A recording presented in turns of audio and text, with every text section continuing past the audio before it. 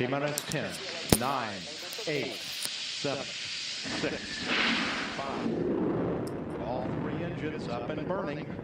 2, 1, 0, and lift off. Coach on Fire Radio. I am the fire, dancing through the fire. I am the champion, and you're gonna hear me roar. Well, hello and welcome to Coach on Fire Radio. It's Sarah Shakespeare here with Create a Life You Love. Thank you very much for joining us this evening. If you don't follow me on Instagram and Facebook, then I'm going to tell you a few things about me this evening just to get you up to date on who I am and everything that I've done and why I have a show called Create a Life You Love. Now, I'm English, as you can tell, and I've lived in Canada for the last 18 years and I absolutely love it. It was a very, very good choice for me to move here. I had a lot of people back then saying I shouldn't move here because I've been on holiday here many, many times. So they really begged me to keep it as my holiday destination. But in the year 2000, I moved here, and I have to say it was a great life decision for me to come here. I spent the first 9 years living in Alberta, and the next 9 years I've been here in BC, which I do call my dream destination. I absolutely love it. I travel a lot to different places, which again, I love that opportunity, but I'm very, very happy to come back to a place that I absolutely love and have fell in love with, and I'm very, very happy to call it home. On the other hand, when I go back to England, to my hometown, I fit in just like I haven't left. I walk down the street and see people that have lived there my whole life, so it becomes very familiar for me when I go back there. I've been in the health and fitness industry for 25 years, which makes me sound really old and rickety, but I'm not. I like to be very proudly going into my 45th year this year. And I have to say, I feel lots of gratitude for that. Very, very happy to be aging and just to be here to see everything around me that I'm having the opportunity to see. I'm married and have been for a long time and have 3 daughters. And, you know, it's been great for me to have daughters because I always thought that I would have boys somewhere tucked along the way. But very, very happy to be the mother of daughters. I'm a very girly girl, so it's been great to have girls that have got long hair and nail polish on because they've been born into the perfect family for them. And where I live is very, very scenic. It's very outdoorsy. And when it's winter, you know, you can be doing the outdoor sports. When it's the summer, you can be doing even more outdoor things that make me happier. I have to say, I live in the interior of BC where it's very, very hot and sunny. So as it progresses towards the end of March, beginning of April, it starts to get a bit warmer and I get a bit more excited to be outside. So one thing I would like to share with you today is my author experiences that I've been having over this last year. Since I'm now going into my 45th year, I've had a lot of things to talk about, write about, and share with people over these last few years. And I've wanted to author some books over the time. And, you know, I've read lots of other people's stories. And because I've moved from a different country and met lots of different people, I'd actually spoken to a lot of people that said, you know, Sarah, you've got really interesting stories to tell. Had you thought about writing them? And I was like, yes, I will soon at some point. And I never really got round to it until last year. And I had the opportunity to co-author in a book called Women Rising. And one thing I will say about co-authoring a book, instead of going straight out the gate and doing your own book, is that you get this amazing opportunity to meet other authors that are writing around the same theme because we've got that title in mind and you put your own story together. But you really, really get to be within a community of other authors that have the same passions, of going through the same thing, of trying to get the story right. Now, when you put a book together, you know, it's so great because the editor can put things straight for you. The publisher looks at it. And sometimes, you know, you can't take offense. They're just giving you a critical view on how it could be better, what you could change a little bit. So it's been a really, really great experience for me. So the first book that I was in, it's called Women Rising. And my story is about how mindset and, you know, thinking with an ambitious mind and thinking about the big picture, and how having a positive mindset is so important for moving forward and creating goals and having goals in life and meeting those goals from having that mindset. Now, I was very, very lucky that from a very, very young age, I was given a very positive mindset and a wonderful attitude from my parents. So I can only remember throughout my life having a positive mindset, and that was set into me from a very, very young age. So easily, by the time I'd started school, I already had that positive mindset instilled in me. I didn't realise there was really anything such as a negative mindset until I got to school.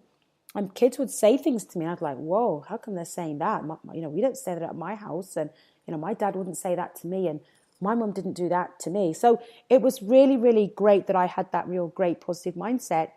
And going through life, I've been really, really full of gratitude, the fact that has been something that I've only known that way to be. So that first story that came out was about my mindset and how I feel I've created a life that I love, going through that based on my childhood and my teenage years and going into young adulthood. Now, the second book that came out in July, so I had a busy year of writing and trying to think about what stories would be interesting, was called Live Out Loud. And that story is called Starting and Finishing the Story Together. And that story tells the story of my mum and dad, who were together for 47 years, and my dad passed away 2 weeks after my mum's funeral. So I would always describe them as my two favourite people. I'm definitely a daddy's girl in my life, and to have the two main people in your life go within a month of each other is a big, it's a tragedy, definitely it is, but it has a big impact on you. And you're in a position where you've got to think, okay, what am I going to do with this? I've had them raise me with this positive mindset. I've had them think about gratitude. I've had them teach me to just buckle up and get on with it and do things. And, things don't always go to plan, Sarah, but you can do wonderful things past that. And how was I going to deal with these deaths? So what I did, the story, although it's the sad story of their life, there's lots of happy parts in the story. And I actually had people that I don't even know email me and text me and say, whoa, that story was good. Very engaging. It was a good story. Yes, it had a sad ending. But I also, in the book, talk about how gratitude is so big. And without them, they wouldn't have been able to create this great family that they did. And that's why we're just in awe of what they did for us. And it goes back, to the 70s and 80s when I was brought up in a really poor part of England, and they went up and beyond constantly for me to have things, do things, and be part of something. So what I take from that and what I really include in that story is, starting and finishing the story together, is that they wouldn't want me to sit down and not succeed and move forward in the plan that I had while they were here with me. So a big thing in our life was music. So there's a lot of music that I play constantly that reminds me of them. And is it a sad thing? Definitely it is. But I feel an absolute privilege and feel very lucky to have them as parents. So that sits with me and I think about that. And honestly, my dad would love to have had his story in a book. And I know that having that book now to share with family as the generation goes on, I know that's going to be great that they can actually see about my parents. Okay, and the next book that I had come out in November 2017 was Born to Be Me.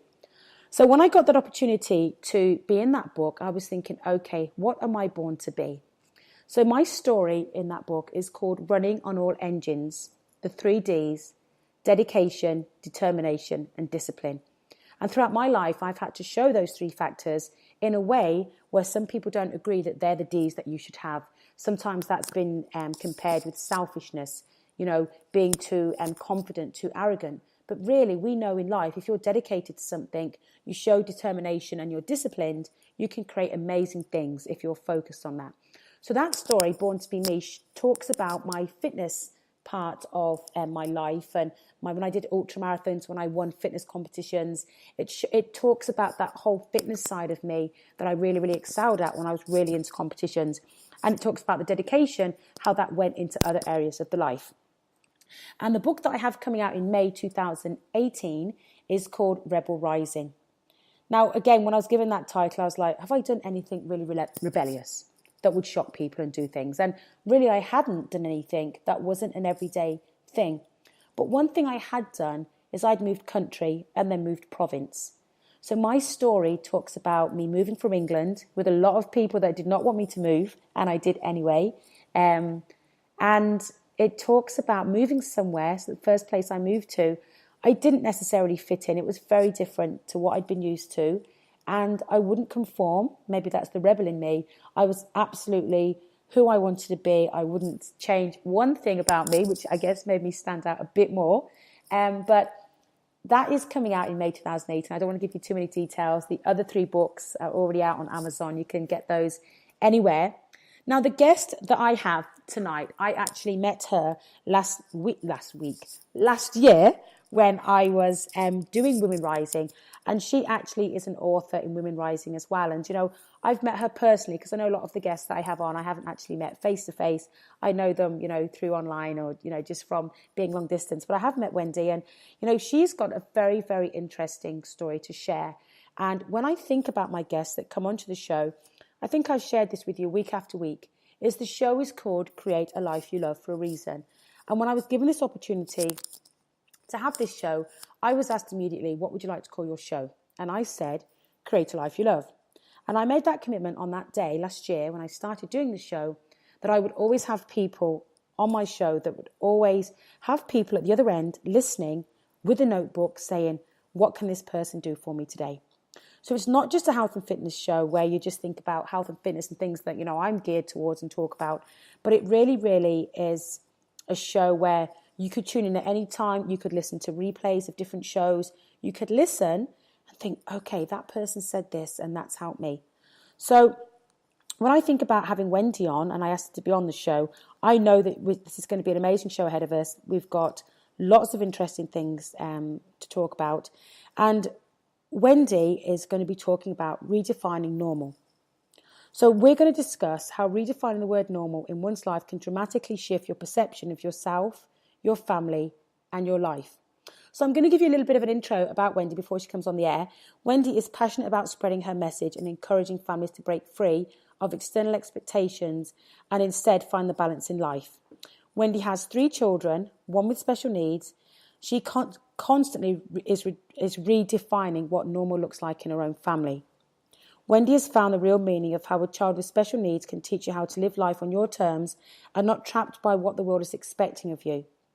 As the creator of Real Families, Redefining Normal, she is transforming the way families approach what normal means to them in creating their life and their way. So when you hear me say that about Wendy, you can see why I wanted her to be on the show tonight. So Wendy, welcome to the show. Thank you, Sarah. And gosh, thank you for giving me the goosebumps as you were talking. Oh, good. It's awesome. Thank you.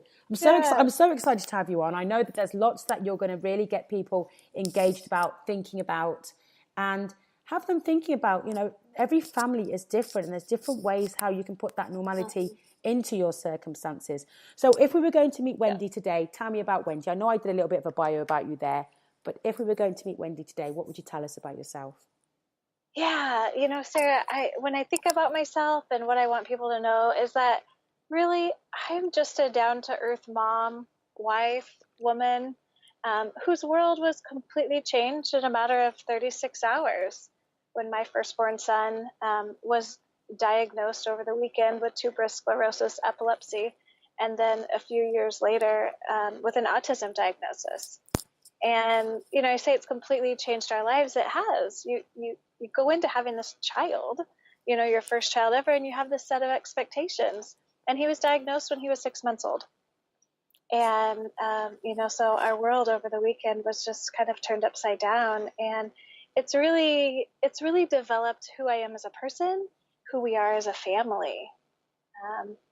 You know, we think about, like, my husband and I will talk about we're in the hospital, and, you know, we kind of said, we have a choice here.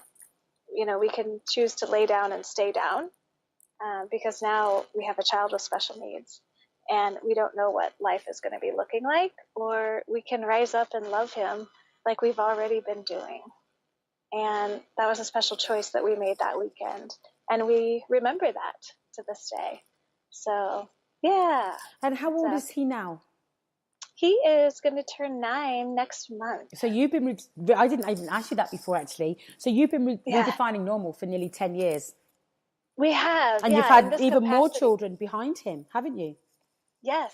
Yep. We also have a 4-year-old who she would fit so well into your family with hair and makeup and nails. Her hair. Wouldn't she fit in nicely? We've got room for a little blonde one in the corner. We have. Yeah, and then I also have a 2-year-old little girl, so she would fit very nicely into your family also. There's room. We've got extra bedrooms, Wendy. We have. Come on. Yes. Yeah, so, you know, but it's kind of funny. As I look out through my whole life, when I came up with this concept of redefining normal, I was like, you know what? I can come up with so many stories throughout my life